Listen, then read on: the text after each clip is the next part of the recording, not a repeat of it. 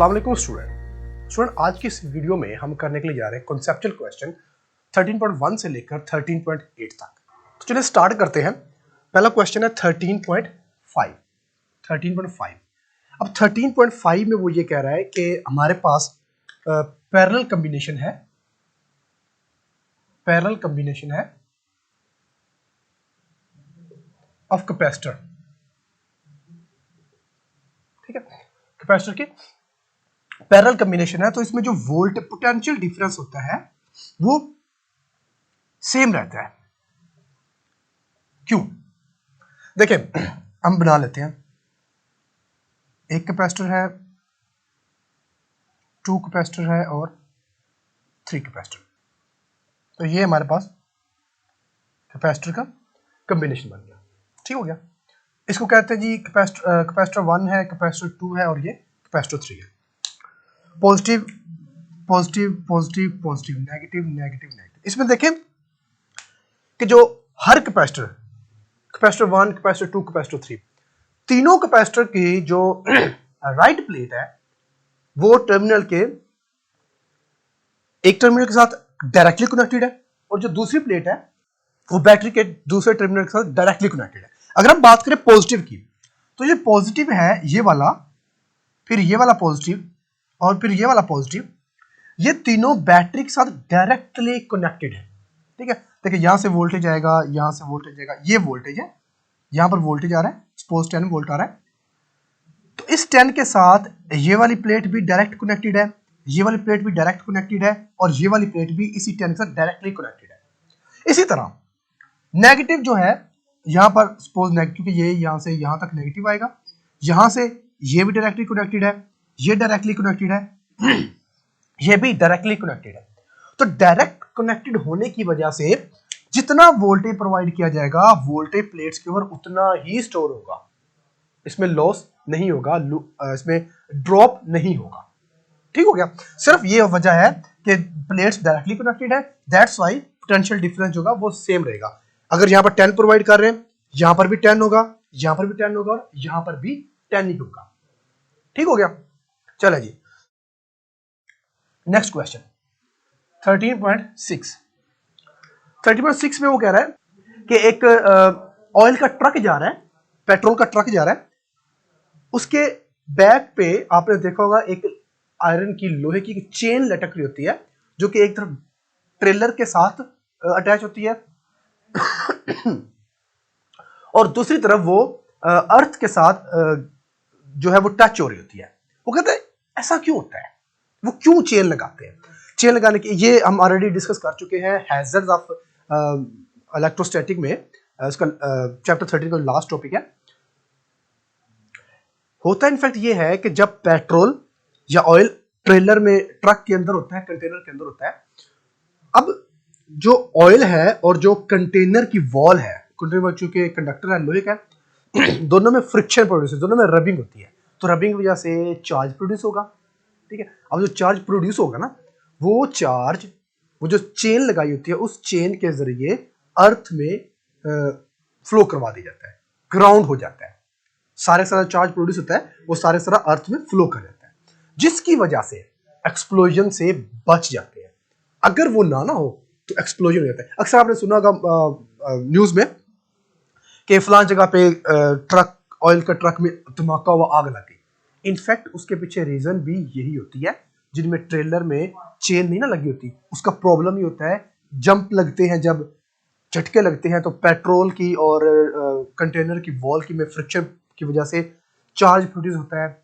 अगर वो charge earth में फ्लो ना करवाया जाए तो चार्ज एक्सप्लोजन हो जाता है, अगर वो चेन के जरिए फ्लो करवा दे तो एक्सप्लोजन से बच जाते हैं। ठीक हो गया। चलो जी नेक्स्ट 13.7 में वो कह रहा है कि हाई वोल्टेज, अगर आप गाड़ी में बैठे हुए हैं, गाड़ी के टायर रबड़ के होते हैं और रबड़ जो होता है वो बैड कंडक्टर होते हैं, इनको उसमें से चार्ज फ्लो नहीं कर सकता। अब क्वेश्चन को पहले गौर सुने। वो कह रहा है आप गाड़ी में बैठे हुए हैं और आपके ऊपर हाई वोल्टेज की वायर गिर पड़ी है, गाड़ी के ऊपर गिर पड़ी है। अब आपको इंस्ट्रक्शन ये दी जाती है, अगर हाई वोल्टेज की वायर आपकी गाड़ी के ऊपर गिर गई है ना और आप गाड़ी के अंदर बैठे हुए, आप गाड़ी से निकले नहीं निकले आप गाड़ी से। अगर आप निकलेंगे तो आप मर सकते हैं, आपकी डेथ हो सकती है, आपको करंट लगेगा। इसकी क्या रीजन है? इसकी रीजन ये है, देखें, ये देखें, ये गाड़ी बना लेते हैं, सपोज करते हैं ये गाड़ी है, ये गाड़ी, अब ये इसके टायर है। टायर किसके बने हुए हैं? रबड़ के। और ये बैड कंडक्टर है। बैड कंडक्टर मतलब इसमें चार्ज फ्लो नहीं करेगा। अब सारे के सारा जो चार्ज है, जो हाई वोल्टेज है, वो इस गाड़ी के ऊपर यूं गिर गई है। ये सारे का सारा हाई वोल्टेज है जो गाड़ी के ऊपर गिरा है। अब ये सारे का सारा वोल्टेज जो है, इसने इनफैक्ट ग्राउंड जाना है, अर्थ में फ्लो करना है, लेकिन इसको रास्ता नहीं मिल रहा फ्लो होने का। क्यों? जो टायर है, एक साइड तो गाड़ी के साथ अटैच है, दूसरा अर्थ के साथ अटैच है, तो इसमें से हाई वोल्टेज पास नहीं करेगा। क्यों? क्योंकि जो गाड़ी की टायर है वो तो नॉन कंडक्टर है, उसमें से तो चार्ज फ्लो ही नहीं करेगा। ठीक है, चार्ज फ्लो नहीं करेगा तो वोल्टेज जो है वो गाड़ी के ऊपर पड़ा रहेगा, वो फ्लो नहीं करेगा, वोल्टेज को रास्ता नहीं मिलेगा। अब अगर आपने जल्दबाजी में, जोश में आकर दरवाजा खोला, बाहर निकलने की कोशिश की, अब गौर करें, जैसे आप निकलने की कोशिश करेंगे, अभी आपका एक पांव गाड़ी के बाहर होगा, एक पांव का गाड़ी के अंदर होगा। इंसान की जो बॉडी है ये एक कंडक्टर, अच्छा कंडक्टर है, इसमें से करंट फ्लो कर सकता है। जैसे ही आपका एक पांव गाड़ी के बाहर होगा, एक पांव गाड़ी के अंदर होगा, अब जो हाई वोल्टेज है उसको रास्ता मिलेगा आपकी बॉडी में से अर्थ की तरफ जाने का।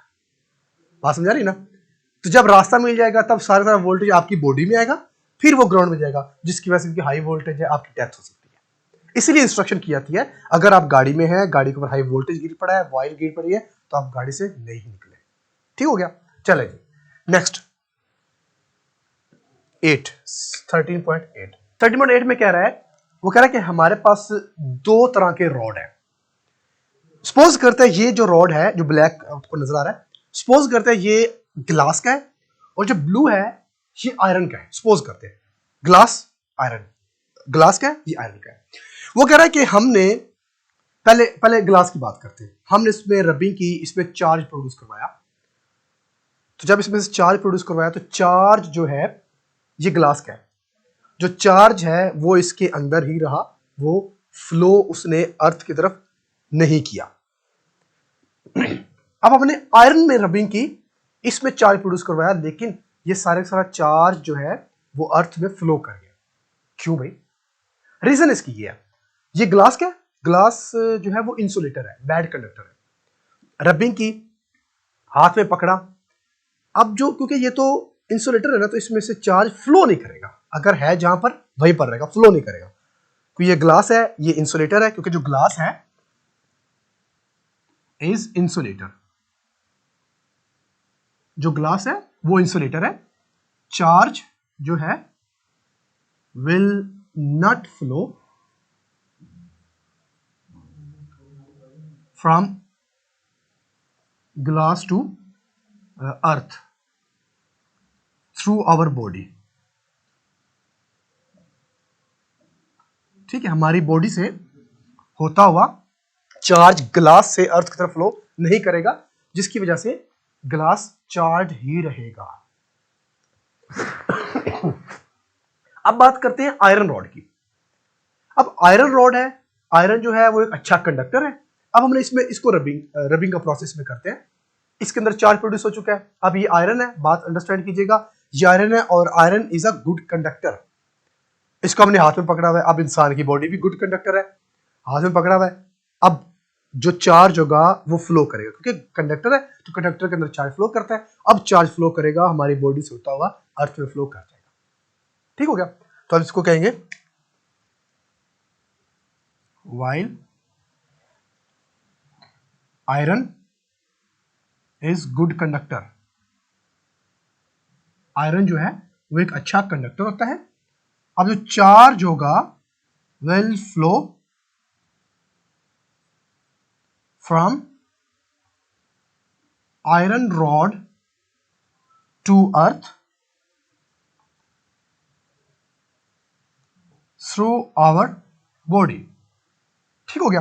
तो वो यही कह रहा है कि आयरन अगर ग्लास का रॉड है तो उसमें चार्ज फ्लो नहीं करता, उसमें चार्ज अर्थ में फ्लो नहीं करेगा, जबकि आयरन का ग्लास का है तो चार्ज अर्थ में फ्लो नहीं करेगा, अगर आयरन का है तो चार्ज अर्थ में फ्लो करेगा। रीजन यही है, ग्लास इंसुलेटर है और जो आयरन है वो कंडक्टर होता है जिसकी वजह से चार्ज फ्लो करता है। सो ये थे हमारे कॉन्सेप्चुअल क्वेश्चन। अगर इससे रेलिवेंट कोई क्वेश्चन हो तो आप पूछ सकते हैं। Thank you.